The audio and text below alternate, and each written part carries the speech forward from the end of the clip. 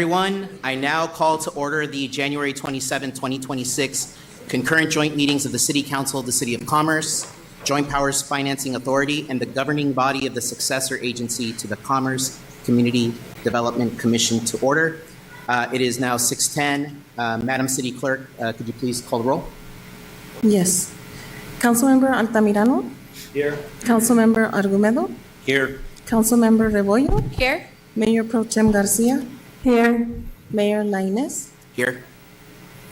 Thank you. We have a quorum. And so now we'll go ahead and move on to the Pledge of Allegiance and invocation. Our Pledge of Allegiance tonight will be given by Community Services Director Jessica Serrano, and we'll have an invocation by Mayor Pro Tem Garcia. Please stand.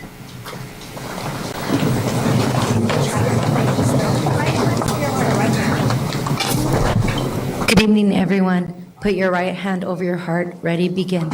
I pledge allegiance to the flag of the United States of America and to the republic for which it stands, one nation, under God, indivisible, with liberty and justice for all.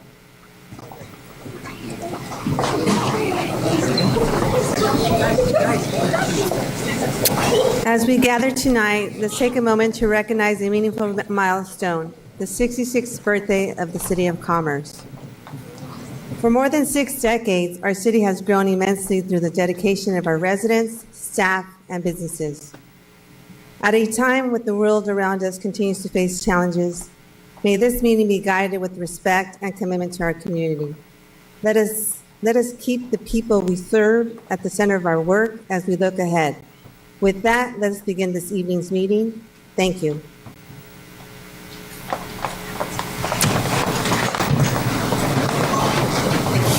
Thank you for that, Director Serrano and Mayor Pro Tem. So now we'll move on to appearances and presentations. And tonight is a very special night. Obviously, we're celebrating our city's birthday, but we have some very esteemed members in our audience today. We have the members of the Ballet Folklorico program. So could we all just give them a round of applause, please?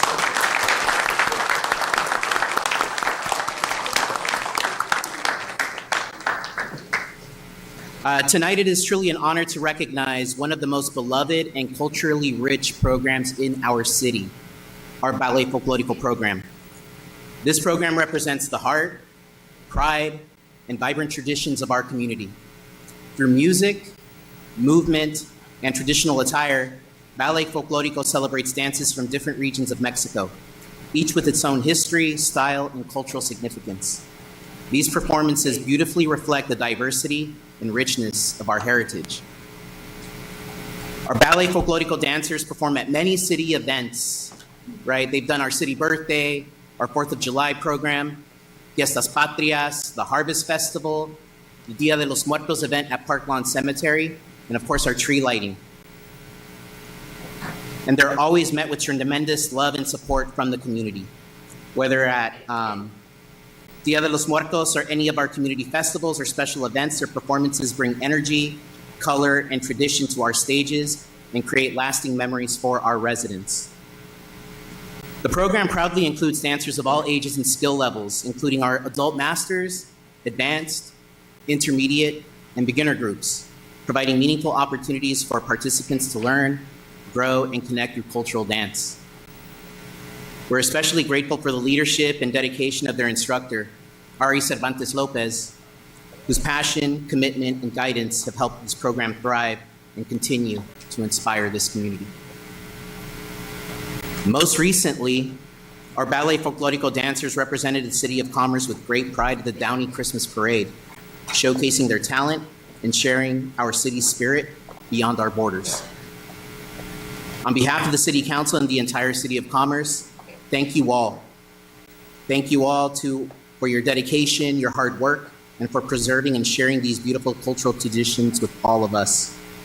We're incredibly proud of you and look forward to many more performances in the years to come. So please, everyone in the audience, please join me in giving our Ballet Folklorico program and guests a round of applause again, please. It's well deserved.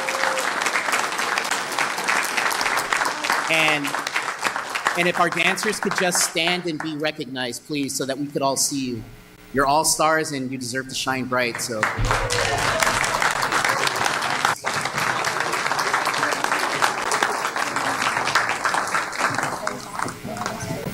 Thank you all for being here. Thank you for committing yourselves to this program, all of your dedication. I know it's a lot of hard work. I know when we had the Dia de los Muertos event at Park Lawn Cemetery, one of the things that I said as I was introducing you is that, you know, you're going to be very impressed because these kids, they hit the pavement and they hit it hard, right? So thank you for everything that you do. So your performances are amazing. You're a tremendously skilled group of individuals, and we're grateful to have you, and we're very fortunate. So thank you.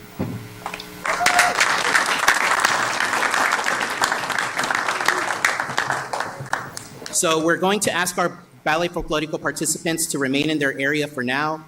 We're going to invite you up when we do the cake cutting ceremony, which will be the next presentation.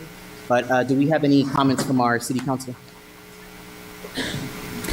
I would like to say thank you for everything that you do to make sure that our cultura stays alive.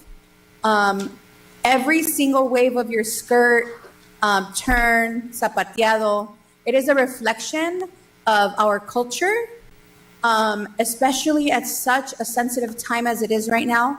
It is so important to be proud of where we come from. It is so important to be proud of our parents, who most of our immigrant parents from Mexico.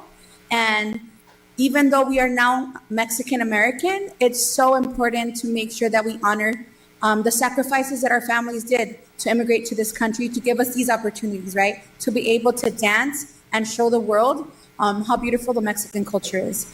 To your fearless leader, I mean, what can I say? You've been doing this since I was a rec leader, and even I admired you then. I truly admire you now. I hope that you stay with us for a really, really, really, really long time.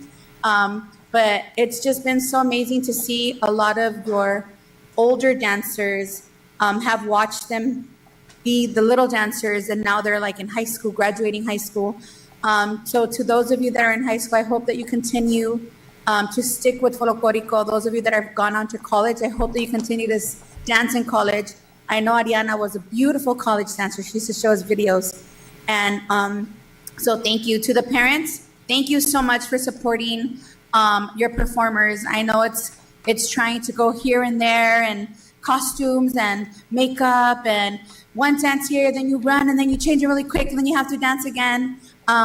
Supporting your performers is also something that is super important. So thank you to the parents as well for all the support that you give these dancers. You make the City of Commerce look amazing, so thank you so much.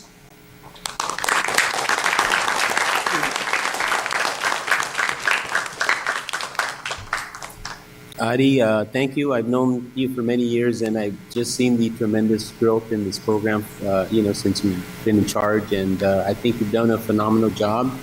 And it just shows the amount of growth that you've had with all of the different age groups, from the little ones onto the older ones. And they've done a tremendous job. And I know that all of the events where they perform, they usually get a great round of applause. They do a great job, and I think the community enjoys it. So I appreciate all of your, maintaining our traditions and passing it on to future generations. So thank you for everything you've done for the City of Commerce and representing us. You guys do a fabulous job, and I know that the community loves all of it. Thank you very much.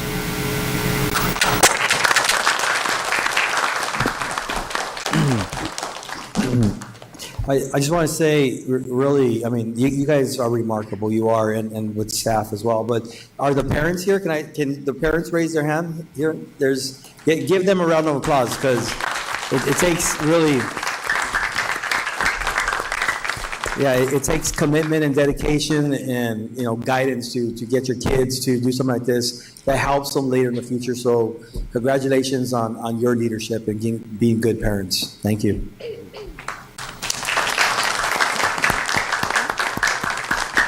Thank you. Mariana, thank you so much for putting this program together. My daughter was in your class. She was 5 years old, and I know that she had stage fright at one of the performances, and that was a beautiful thing to remember, because you were so positive, and I know that that's how you teach your class, and I just want to thank you very much. And it's a beautiful program that we have in the City of Commerce, and just keep it up. And I'm so happy to see a lot of participation and just, showing our vibrant culture. Thank you very much.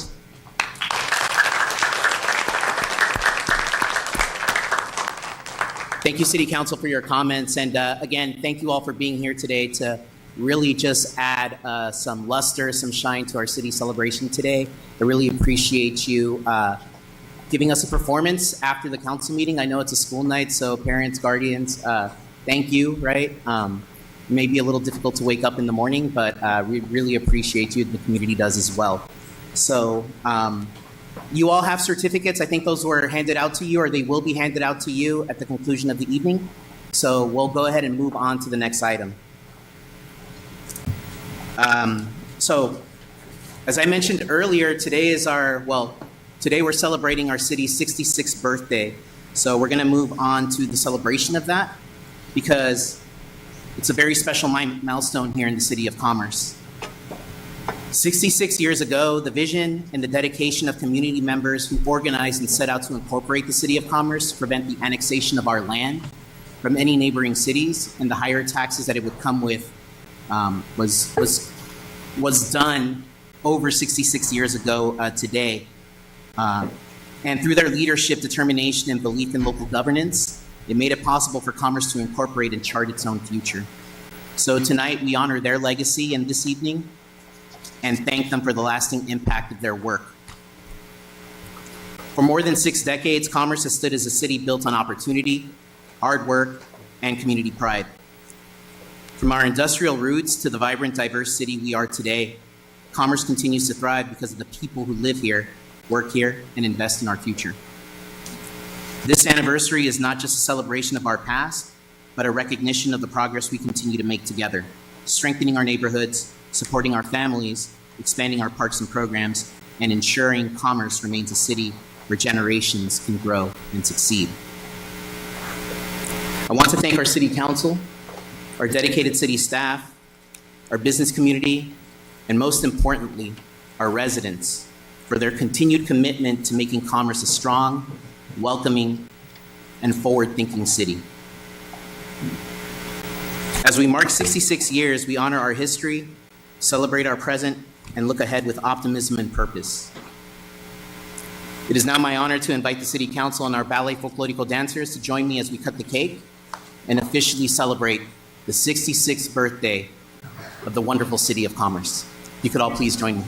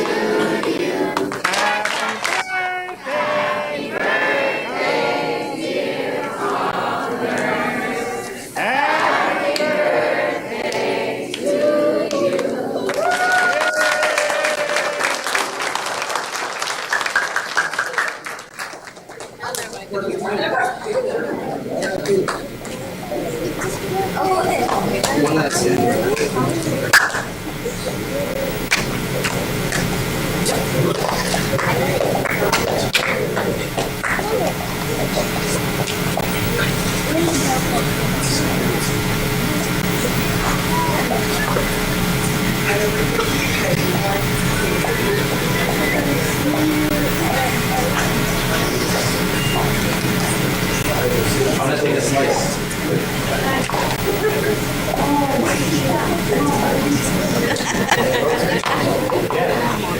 No, not today, not today. Tomorrow. Do it.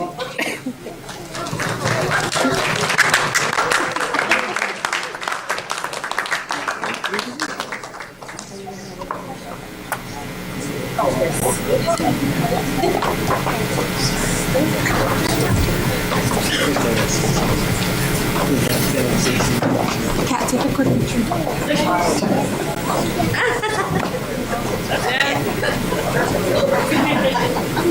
Come on in, come on in.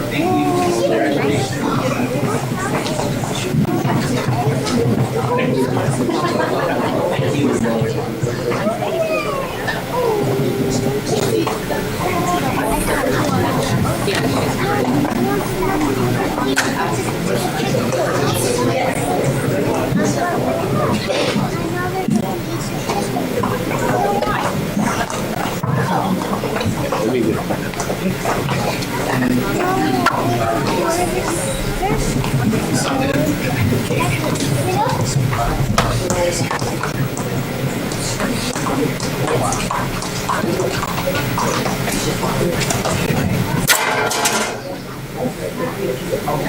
And feel free to come on the other side.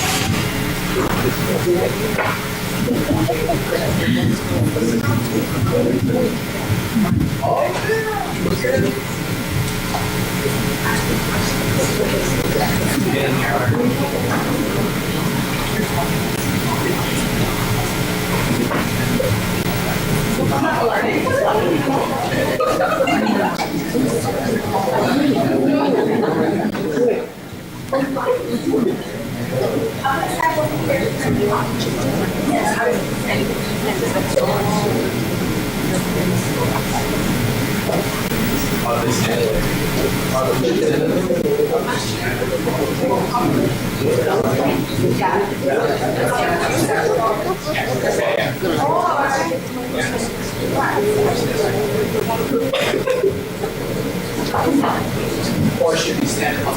Yes, guys. Yes. We're gonna figure it out.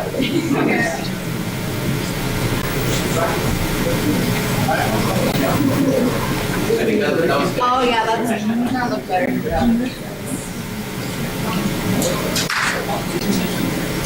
Move the chairs over.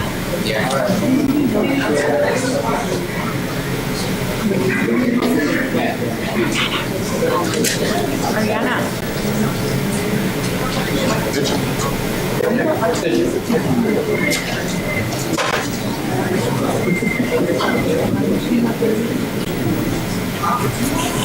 Oh, yeah, that looks good. There they go. There they go. We got it.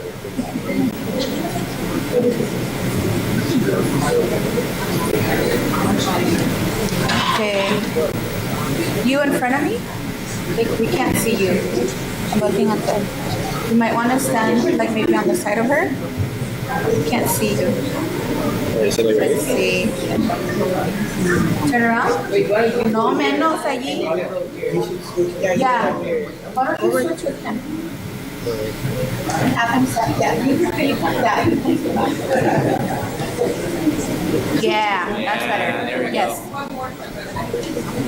There you go.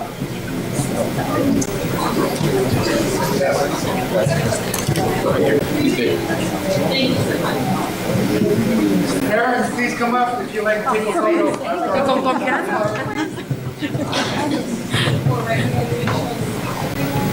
Look at the camera, nice smile. Right up here for me. Ready? 1, 2, 3. 1, 2, 3. 1, 2, 3.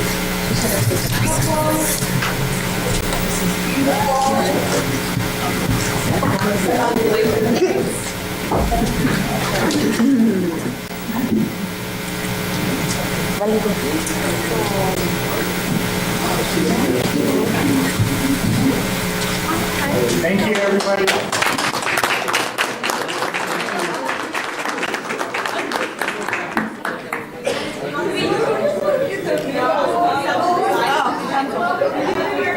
Dancers, stay. Dancers, stay. We're moving.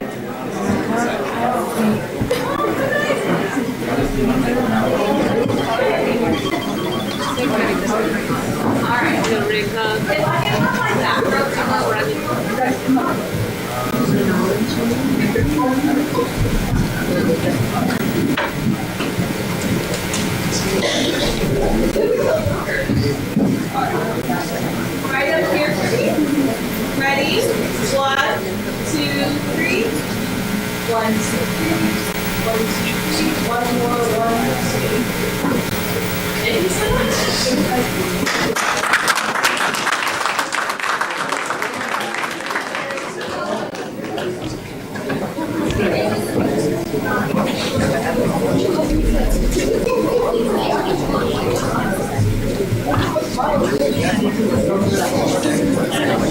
No, this one's fine.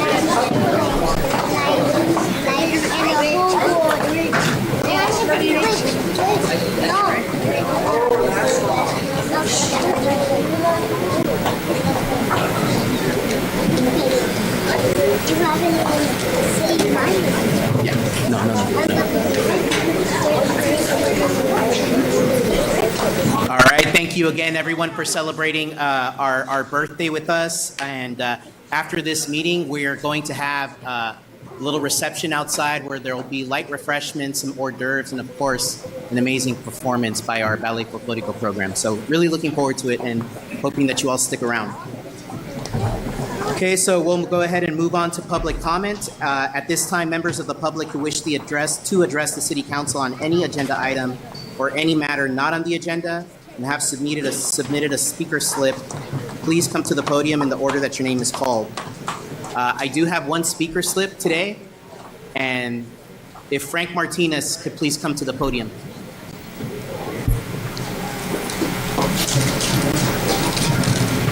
Ladies, gentlemen, great to be part of this celebration.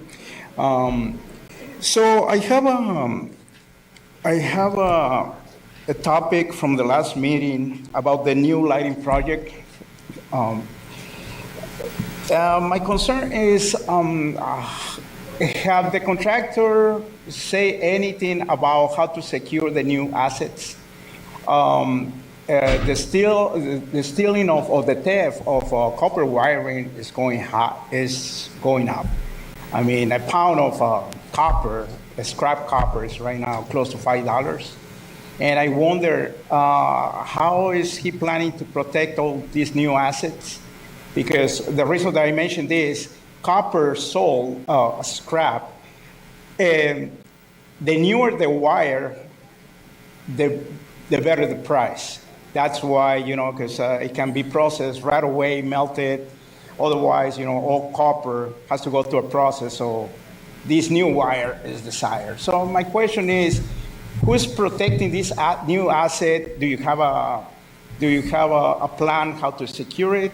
And if something happens, who's paying for it? That's one of my points. The other point is, real quick, it's about, I don't have a name. Somebody sent me a TikTok, right? The first thing that I see in this video, I don't know if you guys have seen it, is all of your names. It's on a banner on the side of the future In-N-Out restaurant, right? So this person claims that she works as a consultant for the city. So my concern is, I saw the whole video, and I don't think it's a proper forum or the proper way to talk about the city. The reason of this is I went through the comments, and a lot of people that I don't see here, they bow for the city. It's, oh no, this is a beautiful city. What are you talking about? Other people, they're not that nice. So I wonder, when you guys hire somebody as a consultant for the city, is this a proper way to bend issues with the city. Because, I mean, I'm all for, for all this media, but I think there's proper ways to do it. And if I would like to share this with you guys, maybe, this is a younger person, maybe, you might, if the person works or still works here, I mean, it would be a nice learning experience for this person to know that, hey, this is now how we conduct business, because it seems like she's criticizing instead of bringing something to better the city, So those are my 2 points. Thank you so much. Thank you for that, Mr. Martinez. Thank you for that, Mr. Martinez. And Mr. City Manager, if we can just make sure to get back to Mr. Martinez with some of the answers to his questions. Okay, I don't have any more speaker cards. Is there anyone else in the audience who would like to come up for public comment? Okay, public comment is now closed. So we'll go ahead and move on to the consent calendar. All items under the consent calendar are considered to be routine and may be enacted by one motion.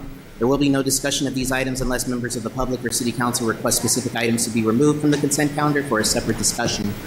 At this time, does any member, staff would like to remove item number 7 from the agenda at this time? If I can continue to the next meeting, please. Okay, good. All right, so at this time, okay, so we'll go ahead and pull item number 5. Do any of the members of the council want to pull any other items? Okay, so at this time, I'll entertain a motion to approve items 3, 4, 6, 8, and 9. So moved. To approve. Second. Okay, all in favor? Aye. Aye. Any opposed? Any abstentions? Motion passes. Okay, so we'll go ahead and move on to item number 5. Approval of resolution number 26, updating appointment authority for city commissions, committees, and boards and boards repealing resolution number 14-115. I just wanted to get some clarification on what we're doing with this particular item. City Manager?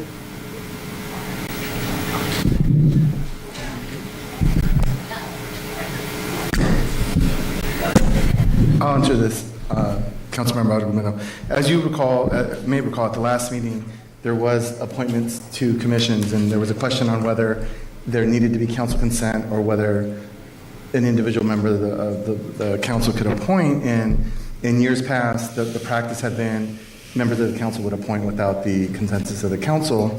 I think at some point when the former city clerk transitioned and the new staff came in, they found a resolution from 2014 that required council consent of the appointment process. And so now we're bringing this before you to change it to reflect what I believe has been the practice for decades, I guess, or for a decade at least. And so the new resolution would replace the 2014 resolution, and this resolution would allow each member to appoint without the consent of the council.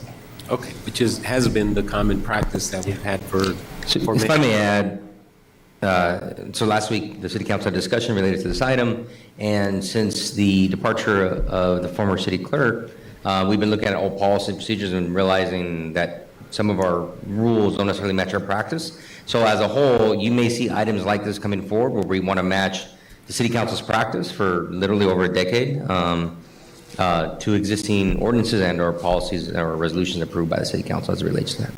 All right, thank you. I just wanted clarification on that. Thank you.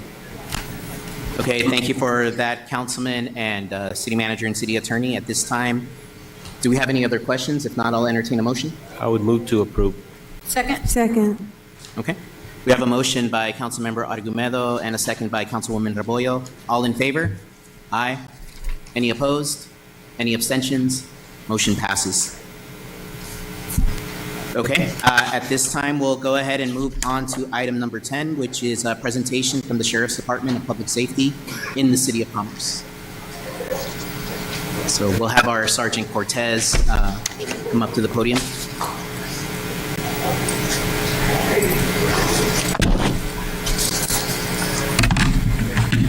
Good evening, Mayor, Mayor Pro Tem, council members. Again, congratulations on the birthday for the City of Commerce. The updates for this presentation will reflect the December numbers, the whole month of December, compared to the first 15 days, from the 1st to the 15th of January. So if you may recall, in December stats, there were 2 armed robberies reported, and it is now down to 1 for this time period. December, we had 5 strong arm robberies, which is now reported as 2. One of the most significant drops is in the thefts. In December, the 41 thefts were reported, grand thefts, and it is up to this period shown here, 10. Grand Theft Auto, GTA, December had 36 reported thefts, and we are at 12 in this period shown on the slide. There was 1 arson reported in December. There's still another arson reported in this period, which is not the incident with the city building on Telegraph. Homicide still remains at 0. Unfortunately, in December, it was 0 rapes, and during this time period, we have 1 reported rape. That victim is cooperative and working with the Special Victims Bureau. They are handling the investigation. Aggravated assault dropped significantly from 10 in December to up to this period, 2 reported. I'd like to mention to the community here present and live streaming, watching it via live stream, to continue to call the dispatch center, the sheriff's dispatch line, to report these incidents. This will help aid my team, which is going to focus more on operational policing, meaning we'll develop, we'll review crime trends, and we'll target specific areas, times, night, day, days of the week, weekday, weekends, businesses. So as the community continues to call the dispatch center for emergent priority calls, that will help us collect the data to where to focus our team, and for me to specifically develop my plan and present these matters month by month. Anything that's non-emergent and something that the community feels for myself and my team to work on, then that's when you can reach the city council, or the city public safety office, when it's something that is non-emergent, not priority, and that our team ourselves can look into. But yeah, please continue to call the East LA Sheriff's dispatch number for those emergency and priorities. Public safety officers, there was a successful hiring of 1 officer that is staying on board with the city, and there's another public safety officer that is coming on in February.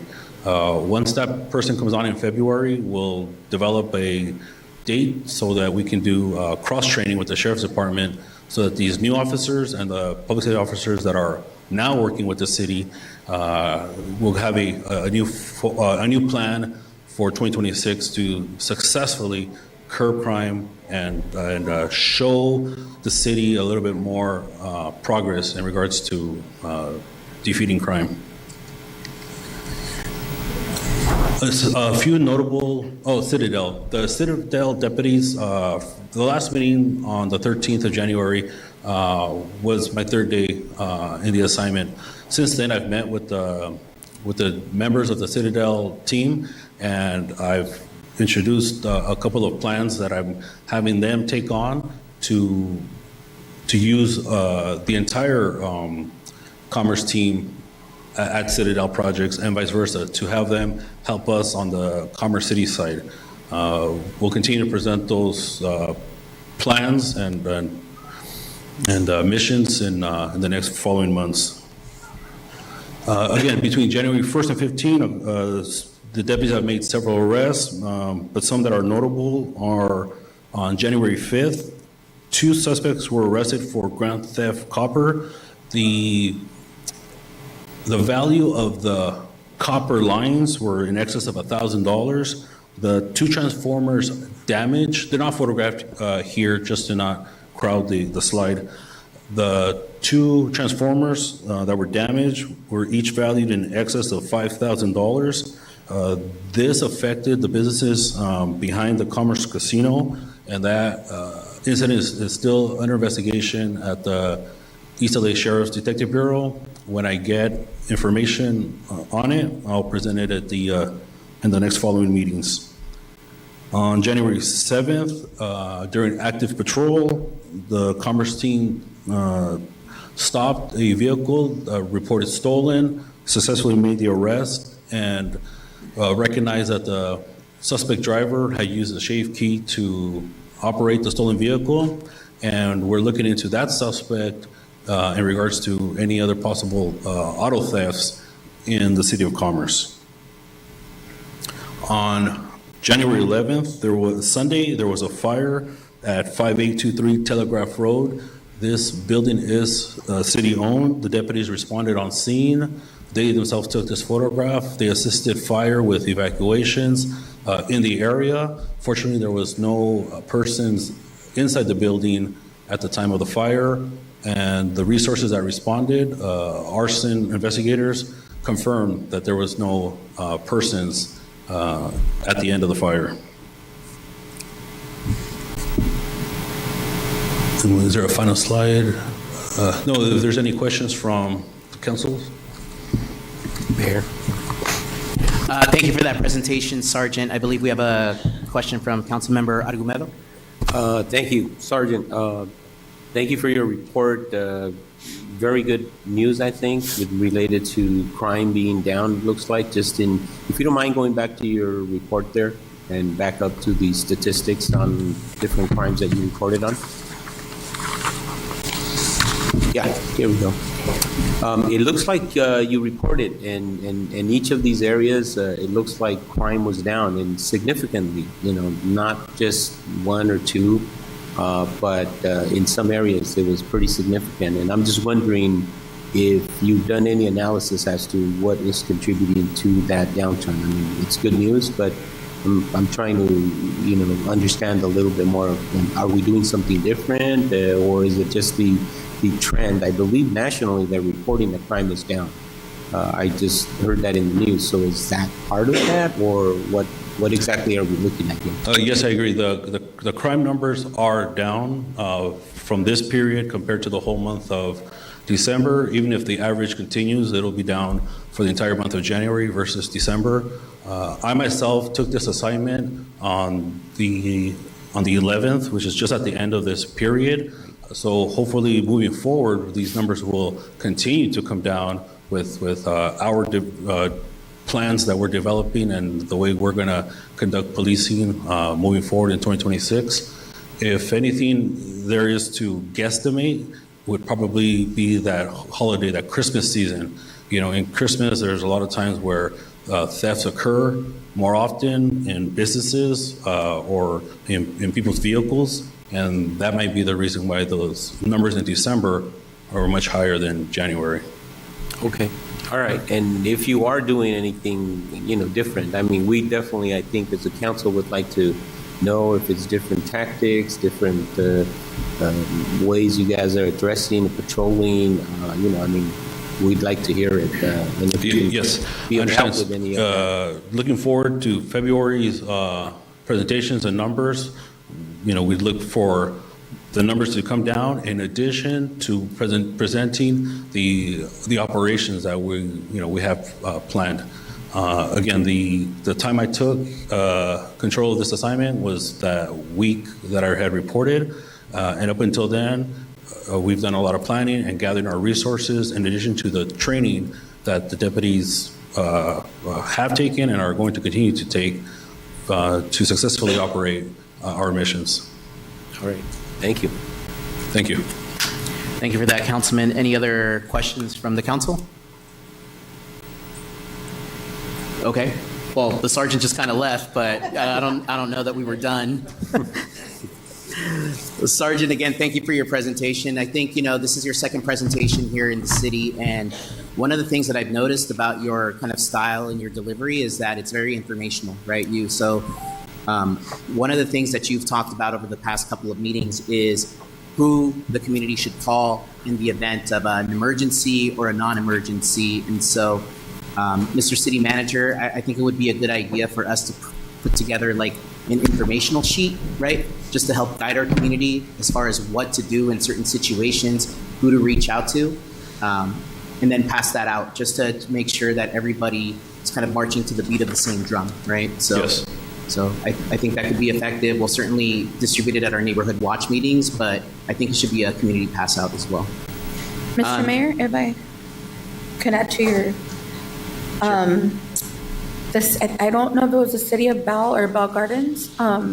They did something similar where it was super informative. It's like a little like index card, and it has like all the different numbers to call. So like, I know we're talking about like public safety, but we can even add like, take it up a little notch, like bulky. It was like, so it's a picture of a town, and then it's like a bulky item on the part of the sidewalk, and then right there it says call Athens, and then it was for parking enforcement. Like, so it was very visual as to if this is happening, this is who you call. So maybe we kind of take it up a little notch. I don't know if it was Linwood. I don't know, Linwood, Bell, or Bell Gardens. They passed out these and they were just index cards, so it wasn't like this bulky paper that people are just going to throw away. So we could maybe look into that. That would Two out of the three city managers there are cool, so I'll call them. See what's going on. Thank you. Call the cool one. Yeah. Yeah, no, it's because it's a really good idea, but I think if we incorporate those other things too, because we always get phone calls as to who do I have to call? There's a mattress, and it's a call the bulky items, Yeah, I agree. I remember growing up in my home, we had a magnet on the refrigerator, and that magnet had, the emergency, obviously 911, the sheriff's office, and then it had those city services like you're talking about. And it was a magnet right there on the fridge, which was back then next to the telephone, corded telephone. But that probably assists the community when sometimes they want to know how they can get help, and when to recognize that it's a police matter and when to recognize that it's a city service matter. Okay, thank you for that, Councilwoman.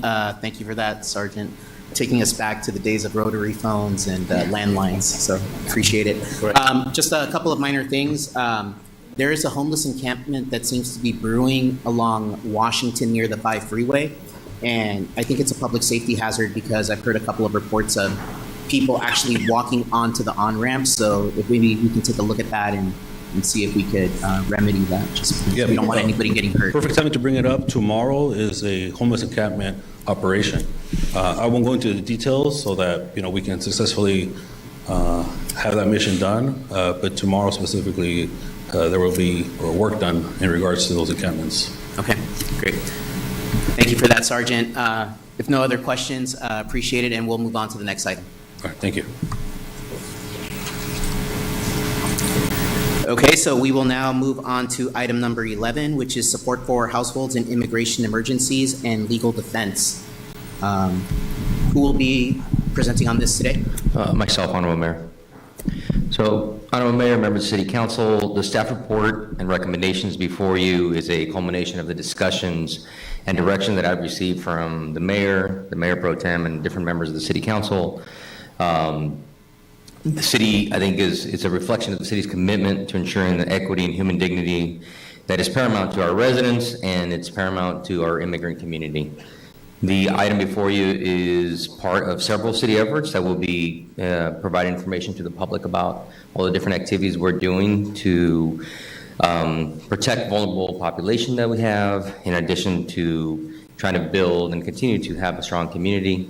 And so we're going to, starting tonight and tomorrow, you'll get a listing of those items, including the flyer that's in front of your desk and here for the public as it relates to a Know Your Rights session that we're having, where it's another one that we're going to have as we contracted with an immigration attorney to provide those services. And so the staff's requesting approval of an allocation of $25,000 from our project management fund to provide legal counseling and guidance to any residents who have been impacted by the recent ICE raids. We have not seen the atrocities that have happened in some of our neighboring cities, but we've certainly been impacted. And whether it's one person or 30 people, we want to provide the resources that our vulnerable community needs. Thank you for that, Mr. City Manager. And you're right. I think, just speaking for myself, I wanted to get this agendized because what's been happening over the past 6 to 7 months has been terribly disappointing, right? At least to me. And I know that a growing portion of our community is feeling helpless, they're feeling angry and unsupported. And because, in my opinion, what we're seeing is militarized law enforcement inciting fear and panic and wreaking havoc in our communities. And while Commerce hasn't necessarily been hit very hard, right, our surrounding communities have, right? And so I just want to make sure that our community feels that we're here for them. In fact, I know there's some things that we've done behind the scenes to make sure that they have been supported and they have been connected to resources. The truth is, this is a result of the federal administration, right? So local government power is limited, but what we can do is support our community and connect our community to resources and information to help ensure that their rights aren't being violated. Also, for anyone listening, this is obviously going to be very discreet, right? Mr. City Manager, there's a whole attorney-client privilege component to this, so people shouldn't feel intimidated to reach out. And this is something that we'll publicize as well, correct? Correct. So we've put several measures in place like we did last time to ensure folks have flexibility to feel safe and if nothing else, send somebody that will relay that information and we will make contact at a future date. Okay, great. Okay, so at this time, does any member of the council have any questions or comments? Nope. Okay, Councilwoman Rebollo? I just really wanted to thank you for, our really thinking about the needs of this community. And I know that, people can stand on a soapbox and say, this is what I'm doing, or here I am, right? But I think for us, what's important is actually doing the work and protecting the vulnerable members of this community. And this is only like an extension of what already has been happening in the community. And, I'm sure all of us have received different phone calls, right? And just comments about, what are you guys doing? You're not doing anything. But again, right, I think that what's important here is that we're not standing on a soapbox and politicizing something that is so sensitive and vulnerable to our community. What we do is we're doing it from the heart, and we're really digging into the roots of what we need to do, and that is protecting this community at the root of everything. And that's been our commitment. Our commitment has always been to every single member of this community, whether there is legal status or not. Our commitment has always been to this community, and it will always be to this community. And I think that's important. So I really want to thank you for continuing, right, to bring these topics to the council so that we can really protect the most vulnerable. And to the members of our community, right, that I don't want to say continue to live in the shadows, but that went back to living in the shadows and living in fear. I want you to know that our commitment is to take care of you. We see you. We are going to protect you. And as the daughter of an immigrant, there is nothing more important to me than to honor my mother's sacrifice that she made coming into this country, than to take care of our communities. So we see you, and whatever you need, we're here to protect you. That's it. Thank you. Thank you, Councilwoman. And obviously this is a reflection of the work from all of us, right? And I do want to thank the city manager for kind of helping us figure this out and putting this on the agenda. So if no other questions from the council or comments, I'll go ahead and make a motion. I'll second that. To approve this per staff recommendation. The one thing I will add is, can we track the activity of this And can we be informed once once we're reaching that $25,000 allocation, right? Just to see if we need to lean in a little bit more. Certainly, we can provide regular updates because we don't know, truthfully, what the resources that have been allocated, how they reflect as far as needs, and then we'll come back to City Council with performance, and the council can direct staff appropriately. Okay, great. So thank you. So that's my motion. I believe we have a second by Councilman Argumedo. All in favor? Aye. Any opposed? Any abstentions? Motion passes. Thank you.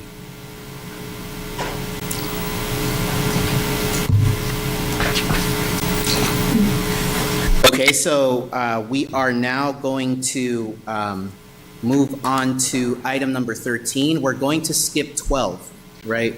From what I'm informed, right? Honorable Mayor, the staff requesting if you can consider item 13 first, and then we'll go to item 12 after. Okay. Just because they're related, and depending on how item 13 goes, we'll continue to item 12. Okay, sounds good. Thank you. So we'll go ahead and move on to item 13, which is a resolution of the City Council of the City of Commerce, California, authorizing the allocation for the 52nd year of Community Development Block Grant Funds for fiscal year 2026-27. And Director Serrano will be presenting today. Thank you, Honorable Mayor, members of the City Council. I'm going to be introducing Anna Lenu. She's with Avantgarde. She'll be making the presentation. Welcome, Anna. Thank you. Good evening. We do have a PowerPoint presentation.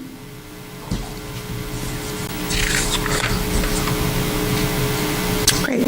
So the item before you is to consider the fiscal year 2026 through 2027 Community Development Block Grant Program. Next slide. Thank you. So some background on October 2nd of 2025, the Los Angeles County Development Authority, we refer to that as LACTA, notified the city that its approximate community development block grant, which we refer to as CDBG, allocation for the 26-27 fiscal year will be approximately $119,000. On January 13th, 2026, a public hearing notice was published on the city's website and posted on the city clerk's bulletin boards throughout the city to provide the public an opportunity to comment on the CDBG fiscal year 26-27 programs and budget. The LACTA deadline to submit a resolution is February 2nd of 2026. So these funds are funded by the Department of Housing and Urban Development, HUD, and they're administered through LACTA for the City of Commerce. This proposal is to continue funding an existing program called the Single Unit Housing Rehabilitation Program, and to allocate all of the funds to that program. The Home Preservation Grant Program provides grants to assist eligible low and moderate income households with eligible home repairs. Currently, the program has $302,996, and it currently funds grants at $25,000. But due to increased labor and material costs, we're also requesting authorization to increase the grant to $30,000 per household. The housing eligible type is single-family residence, and they must occupy, the home. Improvements can include painting, roofing, and window replacements, among others.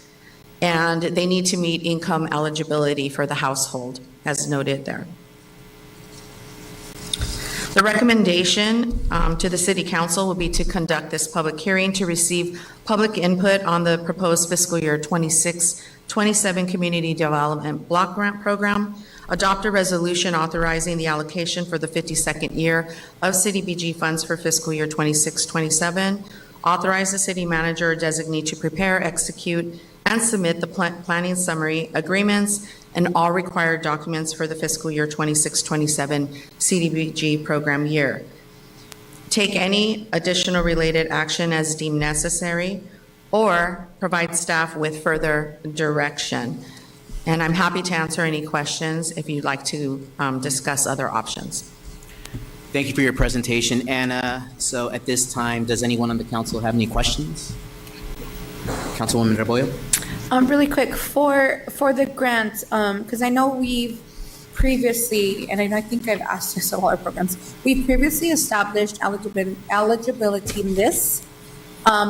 So do those lists roll over, or are we going to start the application process all over again and community members have to reapply? How does that work? For this program, the one that's being proposed, or the one you currently have in place, which is funded with CDBG dollars, federal funds, this program is on as applications come in. Okay. So currently, you have 6 applications in the queue, just to let you know. A total of 21 applications have been received. 15 were closed out for various reasons. 1 withdrew. 2 were ineligible, and 12 of those had no response. So you have 6, though, that have been deemed eligible and are in various stages of the rehab. So we'll just continue that program.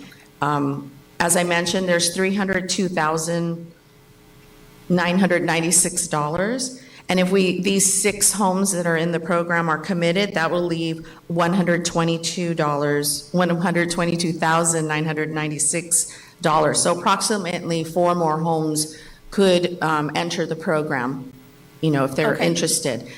That's current funding. Okay. So requesting your new allocation, that would just increase it if that's the choice of the council. Okay, thank you. Okay, thank you for that question, Councilwoman. Any other questions?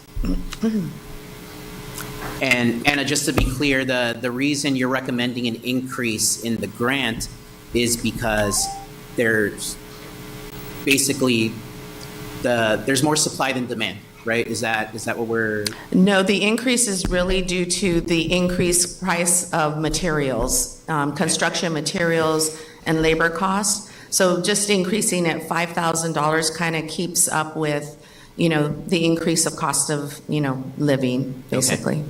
But weren't, like, the monies that we received last year, did we exhaust those grant funds? No, We did that's not, where, right? that's where that 302,000 that you currently have, you still have those funds. We're saying with the 6 homes that have been in various stages, that will eat up or utilize $180,000. So you'll have a remaining budget of $122,000 if those homes all keep moving forward. Okay. So the annual allocation is under $200,000, but we continue to carry over leftover dollars and add it to the new proposed program. The allocation this year was, what, 180? 118, I believe. And it actually has not grown very much, but. It's essentially- 118,928. And because it's a difficult process, right? As these come in, applications come in, anything left over, we basically push forward to the next year. I think you have 2 or 3 years, right, to exhaust all of it for each fiscal year?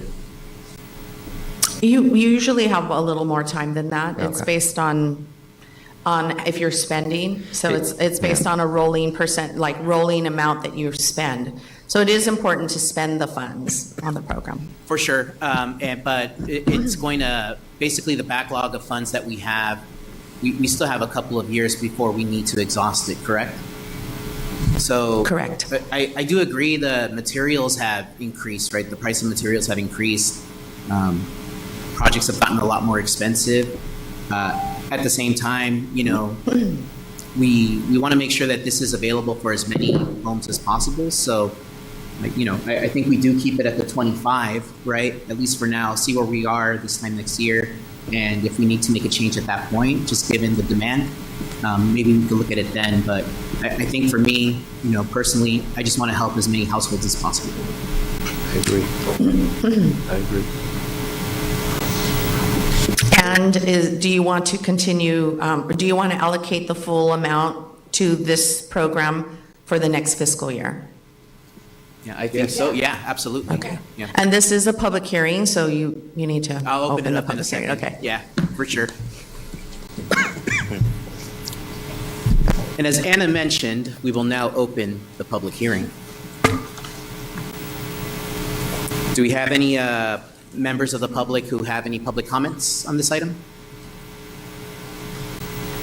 Okay, so at this time, we'll go ahead and close the public hearing.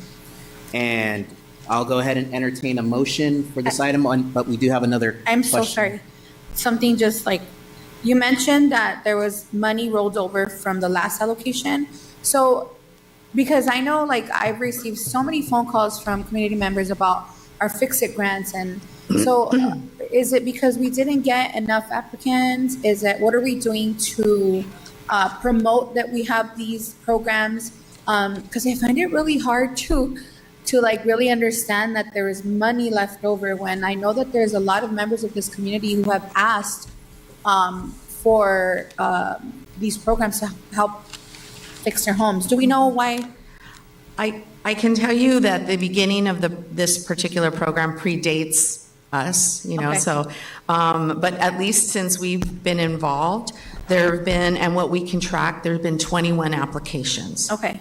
And so of those 21, we have 6 that are in the queue. And it's partially the eligibility is Okay. you have to meet a certain eligibility to receive the program. And what are we doing to notify the community about this program? Do you know? I believe we assist in developing like social media posts, and you Okay. can also put, information on the website, but I'll let Jessica add. Thank you for your question. We do have it posted on our website currently. As of recent, we haven't been actively pushing and publicizing it just because we do have applications in the queue, and then we also have a waiting list. So we haven't really pushed it, but with these additional funds, that'll open up more spots. Okay. And so we'll make a concerted effort to advertise it after this. Perfect. Thank you. And in terms of, if you don't mind, in terms of you mentioned eligibility was the issue. What specifically were some of the issues that you're running into, some that didn't qualify? What is it what seems to be the problem where they don't qualify? Is it the income? What is it? Well, there's a few things that happen. One will be the household income requirements. So they have to be within the low moderate income requirements, which is 80%. And the table offers examples. Sure. But some of the biggest challenges or withdrawals of application, your highest number of kind of no response is 12. So what happens is an applicant will come in and they cannot have existing violations on their home. So if they have unpermitted spaces or uses, those are going to be required to be fixed before they can receive the money, and it's probably a hindrance for them. That's my guess. Then they opt out. They just don't respond anymore. Don't respond anymore. Yeah. Okay. All right. Thank you. Okay, great. Thank you for those questions. Any other questions from the council? If not, I'll go ahead and make a motion to adopt the resolution, provided that we lower the recommended amount from 30 to 25,000 per grant. Second. So we have a motion by myself and a second by Councilwoman Rebollo. Mr. City Attorney, is that motion clear enough, or? Yeah, it's clear to me. If anyone has any questions, ask. It's clear to me. Great, okay. So given that this is a public hearing, City Clerk, if we can take a roll? Yes, sir. Councilmember Altamirano? Councilmember Argumedo? Yes. Councilmember Rebollo? Yes. Mayor Pro Tem Garcia? Yes. Mayor Lainez? Yes. Okay, motion passes. Thank you. Now we're going to rewind a little bit and move on to item number 12.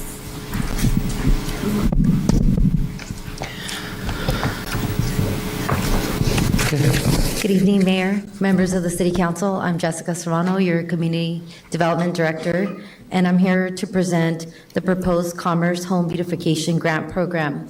Next slide. This is a program similar to the last, but different, that is proposed to be a city-funded grant program to provide financial assistance to eligible homeowners to complete exterior-only improvements that enhance curb appeal, preserve the life of homes, and support neighborhood improvement efforts.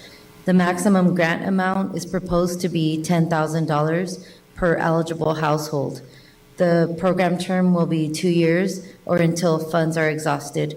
The proposed program budget is proposed at $325,000 with $75,000 allocated to program administration and implementation and $250,000 for direct grant funding. This funding would allow up to 10 grant awards. Avant-Garde, one of the members you just met, they currently administer the city CDBG program that you reviewed tonight. And due to their familiarity with the city, their expertise and experience in administering a similar program for the city, Avant-Garde is recommended to do this work. Next slide. This slide outlines the eligibility requirements, which include the property types of single-family, residential, duplexes, and residential properties with up to 4 residential units. The properties must be owner-occupied as their primary residence. The income eligibility must be at or below 180% area median income. The table on the right identifies what those income limits would be should this income limit be adopted. Because this is a city-funded program, the city can set its income limits wherever it thinks it's appropriate, and that was the recommended AMI. Next slide. This slide shows the eligible improvements, some of which include gate or fence repairs or replacement, exterior trim and dry rot repairs, repainting the exterior, window replacements, roof repairs, among others. Interior repairs and upgrades would not be eligible under this program. It's really aimed at exterior improvements that would improve the street appearance. Last slide. It is recommended that City Council adopt a resolution to approve the implementation of the HBGP using an initial budget appropriation from the Project Management Fund in the amount of $325,000, with $75,000 of which would be allocated for program implementation and administration.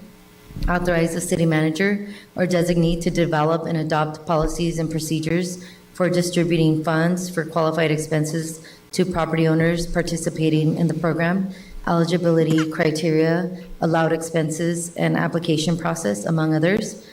Authorize the city manager to amend the existing agreement with Avant-Garde to increase the budget, scope, and term for the implementation of this program, and direct staff to take any additional related and action deemed necessary. I'm available to answer any questions. Director Serrano, thank you for the presentation.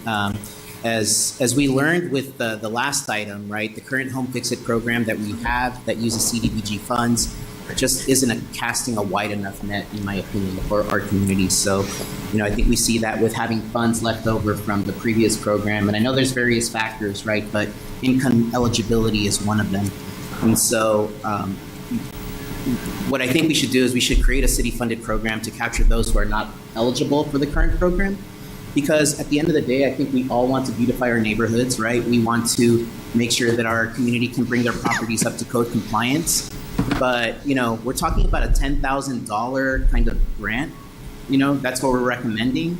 This is really just, it's almost like seed money, right? It's to provide a start for these homeowners, these property owners to take on the exterior improvements of their homes. And, I think it's something that would benefit the community. It would benefit a lot of people here in the city, and it will make our community look nicer. So that's just my opinion, but does the city council have any questions or comments? I think it was good, absolutely. I have a quick question, sorry. Sure, Councilwoman Arboyo. I have a quick question, only because a member of the community reached out with a question. Because, there's a lot of homes here that have been here from generation to generation to generation, right? And I know that the consideration here, and since it's a city program, we set the parameters. They talked about so there's roofs is something that's on here, right? And then, can you go back to the slide that has the roof repairs? So would it include when they have problems within like their attics? So it's, even though it is not an exterior problem, there are homes that have been here for many generations, and there are people that need help with like stuff within inside the home, not like cosmetic, but stuff that like asbestos or stuff like that. Would that be something that could be considered, or do you recommend that it's something that? So if I may, so this program is mirrored to the CDBG program, but because it's city funded, the Right. requirements are different. And again, this is 100% at the discretion of city council on what you want to do. But this essentially is a program to kickstart those folks that are making enough money to make some improvements to their property, right? This helps them get to that decision-making process. But the goal was essentially to address the broken window theory, right? Got it. To address what you see in the neighborhood to improve the community in that regard. So your specific example would not qualify Okay, under the current terms. right. Understanding that you at city council have the discretion. But at least the conversations that we've had were related to the concept of beautifying the community. Yeah. So it was 100% superficial, from the curb essentially. Correct.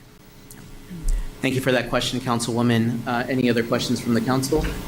I think it's a good point, what you're bringing up, but I think, we kind of take it step by step, right? I think we look at how this program is doing, what feedback we're getting from the community, right? Any feedback from people who wanted to apply but just didn't, or got their applications rejected. If we could have maybe a checkpoint in about 6 months, if this item does go through tonight, I think, we can look at that and learn from it, and that way we can start thinking about how we want to modify the program the following year, if that's something that we want to do. So if there are no other questions, I'll go ahead and make a motion to approve this item for the staff report. Second. Okay. I'll second that. Okay, so I think we have a motion, and I think I actually heard you second, Mayor Pro Tem. Sure. So a second by me, a second by Mayor Pro Tem Garcia. All in favor? Aye. Any opposed? Any abstentions? Motion passes. Okay, thank you. And so those conclude our items. We'll go ahead and move on to city council reports. I'm going to go ahead and move to my left here and start with Councilwoman Rebollo. Just happy birthday to the City of Commerce. I'm going to keep it short so we can go have cake. Happy birthday, City of Commerce, to taking care of each other, and God bless everyone. Thank you, Councilman. Yeah, I'll keep it short too, and happy birthday to everybody. Happy birthday, City of Commerce, and thank you, Parks and Recreation, and everybody involved in the snow day here in the City of Commerce. You guys did a fabulous job. Thank you. And all attended, everybody enjoyed it, and awesome. Thank you. Great, thank you for that, Councilman. Councilmember Altamirano?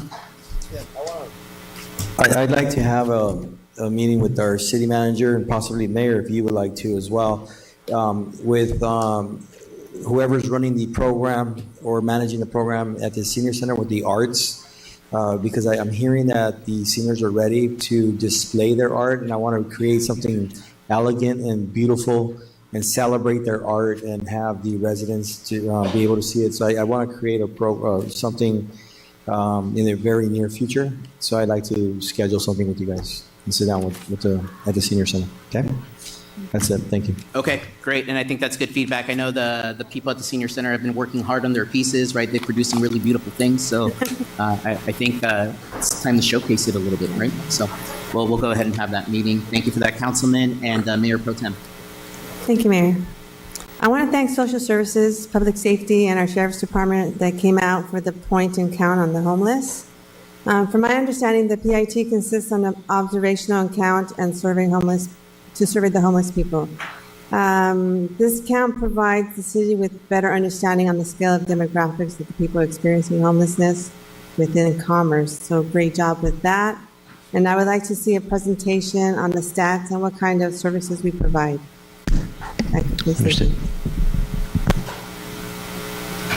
Great, thank you for that, Mayor Pro Tem. As the councilman said, I also attended Snow Day on Saturday. It was amazing. I want to thank Parks and Recreation for their work on that, as well as the Transportation Department for letting us use their facility. I think they had a bus out there also kind of insulating the area a little bit, so really appreciate that. But all city staff who had a hand in that event. There may be a video or two of me crashing and burning. I won't confirm or deny it, but it might be out there. But I do want to thank the community for joining us. I also want to thank our Parks and Rec team as well as our Transportation Department for the work that they did for the community to enjoy the Clippers game this past Sunday.